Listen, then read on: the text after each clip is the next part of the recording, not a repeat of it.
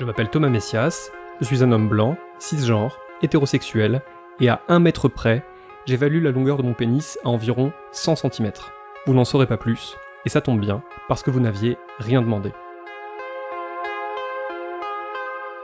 Vous écoutez Mansplaining épisode 41, Petit pénis, le gros complexe des hommes cis.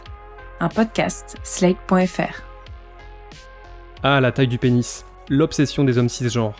Petite précision pour commencer, cet épisode ne parlera que d'eux, même s'il y a par exemple des personnes non-binaires ou des femmes transgenres qui possèdent également un pénis.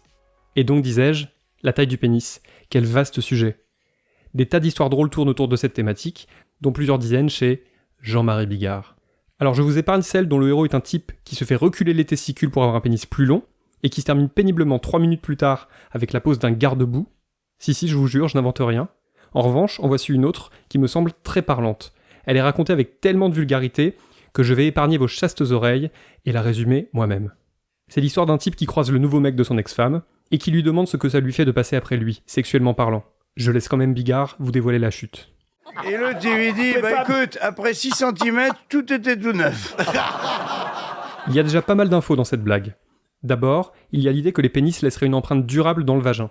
Alors oui, j'ai bien compris, ce n'est qu'une histoire drôle, ça ne veut pas vraiment dire que Bigard ou ceux qui rient à ces blagues croient à ça, encore que j'ai un doute. Mais quelques recherches sur les forums et réseaux sociaux permettent de constater que si, des tas de mecs pensent au premier degré que plus un vagin voit passer de pénis, ou que plus les pénis qu'il voit passer sont gros, plus ce vagin va s'élargir de façon durable et irréversible. Autre enseignement de la blague de Bigard, auquel on pourrait décidément consacrer un épisode de podcast chaque semaine ou presque, les hommes cisgenres sont obsédés par la taille de leur chibre. Ce que l'on peut constater dans les quelques films qui abordent le sujet, c'est que le complexe est avant tout visuel. Avoir un petit pénis, c'est disgracieux, et ça ne fait pas viril. Et évidemment, ce qui fait le plus mal aux hommes cis, c'est la comparaison. C'est parfois de là que naît la dysmorphophobie, c'est-à-dire le fait d'être obsédé par un défaut physique imaginaire, et c'est aussi ce qui crée ce que la chirurgienne plasticienne Sylvie Abraham appelle dans plusieurs interviews le complexe du vestiaire. À force de voir sous la douche d'autres sexes plus imposants que le leur, les hommes cis en viennent à consulter pour demander un allongement du pénis. D'où le fait que les patients qui viennent voir Sylvie Abraham pour ce genre d'intervention sont avant tout des pompiers, des policiers ou des sportifs. Pour l'anecdote, encore que je ne sois pas sûr qu'on puisse appeler ça une anecdote, Sylvie Abraham affirme que beaucoup d'informaticiens viennent également la voir pour ce problème. Et selon elle, c'est parce qu'une partie d'entre eux nourrissent une véritable obsession pour les séries statistiques. Savoir qu'ils sont en dessous de la moyenne ou de la médiane les rend malades. C'est comme un complexe du vestiaire, mais sans le vestiaire. Je pense qu'il ne doit pas être simple de vivre avec un petit pénis. Cela doit rendre effroyablement difficile l'entrée dans la vie sexuelle et ou amoureuse. Déjà que se dénuder totalement devant l'autre n'est pas forcément chose aisée, mais lorsqu'on se sait moins bien pourvu que la plupart des autres possesseurs de pénis, alors là, ça doit carrément être l'enfer sur Terre. C'est d'ailleurs ce que montre Liten Penis, un court-métrage norvégien qui se déroule dans un groupe de parole dédié aux hommes cis à petit sexe. Un nouveau venu y décrit quelques-unes des scènes les plus traumatisantes de sa vie, de douches collectives en crise de panique face à des partenaires pleines de désir. Liten Penis rend crédible l'idée de ce club dans lequel on se confierait sur sa petite bite avant de réaliser que d'autres vivent plutôt bien avec, et avant même de se mettre à faire des blagues à propos de tout ça. Un esprit de camaraderie et de fraternité règne sur ce petit groupe, mais une vraie fraternité, dans le sens noble et hélas bien trop rare de ce terme, c'est-à-dire un état de cohésion qui permet de lutter ensemble contre l'adversité et les coups du sort génétique. En plus d'une fin bien vue, mais que je vous laisse le soin de découvrir grâce au lien que vous trouverez dans la description, le film se distingue par un leitmotiv chanté qui pourrait faire énormément de bien aux personnes concernées. Tu n'es pas ton pénis. Nous ne sommes pas nos pénis. D'ailleurs, c'est une phrase qu'il serait bête de réserver aux propriétaires de petits pénis. Elle pourrait aussi rappeler aux porteurs d'appendices surdimensionnés que cela ne leur donne pas plus de droits que les autres, et qu'ils ne sont pas de meilleures personnes pour autant. Et puis on pourrait l'élargir encore plus d'ailleurs, pour rappeler que, qui que nous soyons, personne ne doit nous réduire à notre corps ou à une partie de celui-ci. Les femmes sont les premières victimes de ce genre de considération, elles le sont même au quotidien, mais il arrive, sur des thématiques comme celle dont je vous parle aujourd'hui, que les hommes soient également concernés. J'ai du mal à imaginer qu'un groupe de parole comme celui de Liten Penis puisse exister. Je n'en ai en tout cas trouvé aucune trace, même si c'est peut-être le genre d'info qui ne se transmet que sous le manteau. Mais je trouve cette idée inspirante. Déjà parce que cela rappelle, et c'est clairement mon obsession de fin de saison, que les hommes ne se parlent pas assez de choses intimes, ce qui pourrait changer tellement de choses pour eux et pour les autres. Ensuite parce que parler de ce genre de préoccupation permet de la banaliser de la faire entrer pourquoi pas dans le domaine du médical, mais en tout cas de ne pas laisser le monopole du sujet aux gros lourds amateurs d'histoires drôles vulgaires et oppressives. Qu'un phallus sous-dimensionné ne puisse être qu'un objet de moquerie, mais jamais l'objet d'une discussion saine, ça doit rendre les choses encore plus crispantes, frustrantes et humiliantes pour les individus que ça concerne. Effectivement, dans le cinéma, les petits gags ne sont jamais autre chose qu'un pur matériel pour blague grasse. Je ne dis pas qu'il faudrait faire un film sérieux d'1h30 sur cette thématique, quoique ça pourrait avoir plus d'une vertu, mais disons que si pénis court sur pattes pouvait ne pas être systématiquement synonyme d'humiliation, ce serait quand même franchement pas mal. Un exemple parmi d'autres, le film Endiablé, dans lequel Brendan Fraser a droit à plusieurs vœux, un peu comme Aladdin. Ce que vous allez entendre, c'est le passage où il est devenu le meilleur joueur de basket du monde, admiré par toute la planète et convoité par toutes les femmes. Sauf que quand une journaliste vient lui faire du gringue dans les vestiaires et que sa serviette tombe, tout dérape.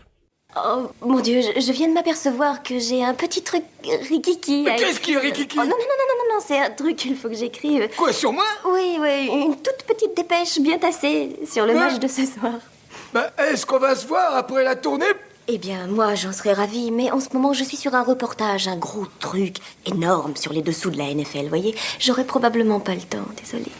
L'exemple le plus connu est peut-être celui d'Austin Powers, espion british à l'incroyable mojo, mais pour qui la taille du sexe est visiblement un problème. Là, on se moque moins du pénis du personnage que de son désir absolu d'être l'homme le plus viril et le plus attirant du monde, en toute occasion. C'est lourd, comme la plupart du temps avec cette trilogie Austin Powers, mais ça passe. Ensuite, un développeur de pénis suédois à pompe. Non, c'est pas à moi. Un reçu de carte de crédit pour un agrandisseur de pénis à pompe suédois, signé par Austin Powers. Je vous dis que ça doit être à quelqu'un d'autre que moi. Un coupon de garantie pour un agrandisseur de pénis suédois à pompe, rempli par Austin Powers. Je sais pas à quoi ça sert, ces choses-là. C'est pas mon truc. Et un livre, Les agrandisseurs de pénis suédois à pompe et moi. Ce genre de choses, c'est mon truc. Poupée, par Austin Powers. Quand ça n'est pas un sujet de moquerie, c'est aussi un instrument de chantage, comme dans la comédie romantique 10 bonnes raisons de te larguer. Et comment ça se fait que personne n'en a jamais rien su? Oh, je l'ai averti que si jamais il en parlait, tout le corps de Majorette saurait qu'il a un zizi de rien du tout. Évidemment, lorsque les petits pénis appartiennent à des exhibitionnistes, c'est différent. Là, il me semble plus tolérable qu'on se moque. Dans Bowfinger, roi d'Hollywood, le célèbre acteur joué par Eddie Murphy poursuit un groupe de pom-pom girls et ouvre son imperméable devant elles. Et leur réaction est imparable, car face à un agresseur, le rire peut devenir une arme et un outil de résistance. Hé, les pom-pom girls! Regardez-moi cela, c'est ridicule, on peut aller Y a pas de quoi rire! Fais attention, crocodile, en partant. Pour couper court aux blagues et reprendre fièrement possession de son existence, Patrick Moot a décidé que son petit pénis serait un vrai sujet. En 2012, ce jeune Américain demandait sa petite amie en mariage pendant le temps mort d'un match de basket auquel il assistait avec elle. Et non seulement la jeune femme a préféré quitter la salle plutôt que d'accepter, mais en plus, la vidéo tournée par un autre spectateur est devenue virale. 10 millions de vues en 4 jours. My name's Patrick Moot. I live in Los Angeles, and apparently I have a small penis. I didn't know that it was small, because no one had ever told me that, until I proposed to my girlfriend, and she said no because of it. L'histoire de Patrick Moot ne s'arrête pas là.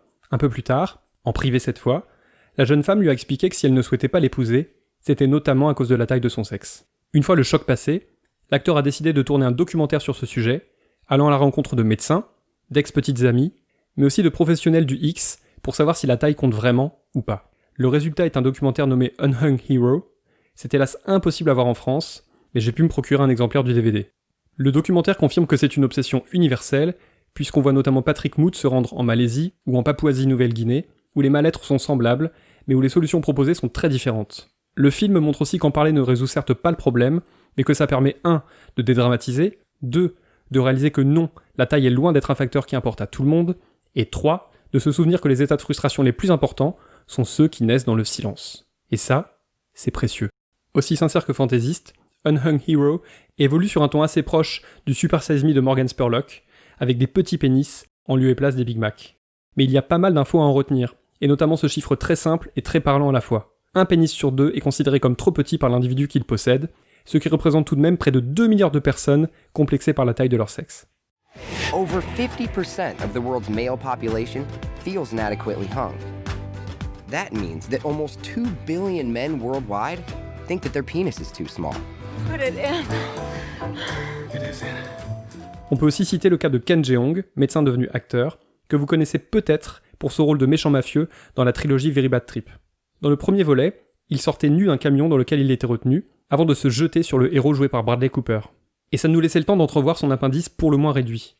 En fait, on faisait même plus que l'entrevoir, puisque le réalisateur Todd Phillips prenait le temps et un malin plaisir à s'y attarder. Dans un épisode du podcast américain The Adam Carolla Show, Jeong explique que c'est lui qui a eu l'idée, presque in extremis, que son personnage soit nu et qu'on voit son petit pénis, afin d'ajouter une dimension comique supplémentaire dans la scène. Et il raconte aussi les réactions du public et de ses amis. J'ai reçu des tas de messages de gens qui me disaient que j'aurais dû l'épiler pour le faire paraître plus grand. J'ai aussi des amis acteurs, de bons amis, qui m'ont dit « Tu l'as fait rentrer pour le réduire, n'est-ce pas ?» Et moi je répondais « Bah non, pas vraiment. » En fait, c'est un peu l'équivalent masculin du « Vous êtes enceinte, non ?»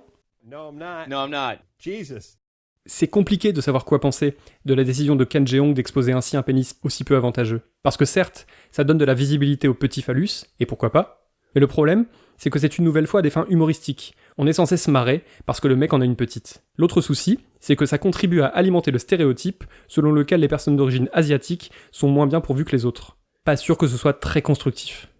Même si ce sont deux situations qui n'ont rien à voir, la taille réduite du pénis et l'impuissance me semblent gangrénées par le même problème, à savoir le règne du silence.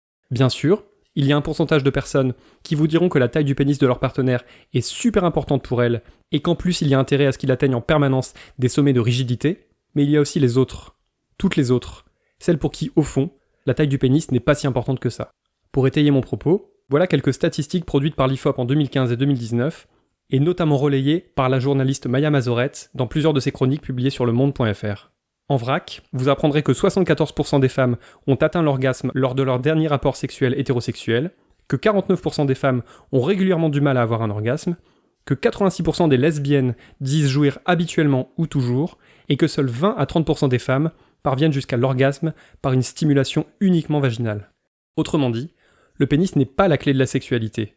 Ou en tout cas pas la seule, loin de là. Mais si la taille parfois réduite de certains pénis fait autant rougir leurs possesseurs, c'est parce que la société continue d'affirmer qu'un rapport sexuel hétérosexuel équivaut à la pénétration d'un vagin ou d'un anus par un pénis. On a l'impression qu'avoir un petit zizi est irrémédiable, qu'il ne sera jamais possible de donner du plaisir à qui que ce soit, ni d'ailleurs d'en prendre. Mais c'est faux, archi faux. Seulement voilà, il nous faut déconstruire notre rapport à la pénétration. Et ça commence par le fait d'oser ouvrir le dialogue pour affirmer qu'il existe des tas de façons de faire l'amour, et qu'on peut avoir un rapport sexuel formidable sans insérer son membre où que ce soit. Je vous renvoie évidemment à ce qui est désormais un ouvrage de référence. Je veux bien sûr parler de Au-delà de la pénétration, le grand petit livre de Martin Page, désormais édité par le Nouvel Attila. En voici un extrait. J'aimerais publier une sorte de guide sexuel dans lequel les positions avec pénétration ne seraient pas la règle. En cela, il rappellerait la diversité des pratiques du Kama Sutra original qui, déjà, évoquait les pratiques sans pénétration. Dans mon Kama Sutra, il y aurait les caresses sur les bras, les baisers dans le cou, le massage des pieds, la masturbation, toutes sortes de pénétrations, l'effleurement entre les omoplates, le grattage de dos, il y aurait aussi le dialogue et les mots, et les histoires fantasques, il y aurait l'endormissement contre le corps de l'autre, il y aurait des rires aussi, des câlins et des foulards, il y aurait tout ce qui est possible. C'est beau, non ? Ça donne envie de le lire, ou de le relire, et de reprendre encore le refrain suivant, même si on ne parle pas norvégien.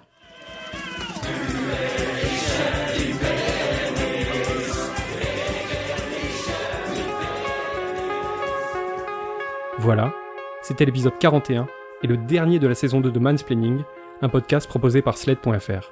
Merci à Aurélie Rodriguez et Benjamin Ours. Si vous avez aimé ce podcast, n'hésitez pas à le dire en nous couvrant d'étoiles partout où vous le pouvez, 5 de préférence, et en parlant le plus possible autour de vous. Toutes vos remarques et vos questions sont les bienvenues à l'adresse suivante, mansplaining@slate.fr. Vous pouvez aussi me contacter via Twitter ou Instagram, mes messages privés sont toujours ouverts. Toutes les références aux articles, œuvres, vidéos citées se trouvent dans la description de ce podcast. On se retrouve une fois en juillet et une fois en août pour les hors-séries estivaux, avant d'attaquer la saison 3 en septembre. Prenez soin de vous.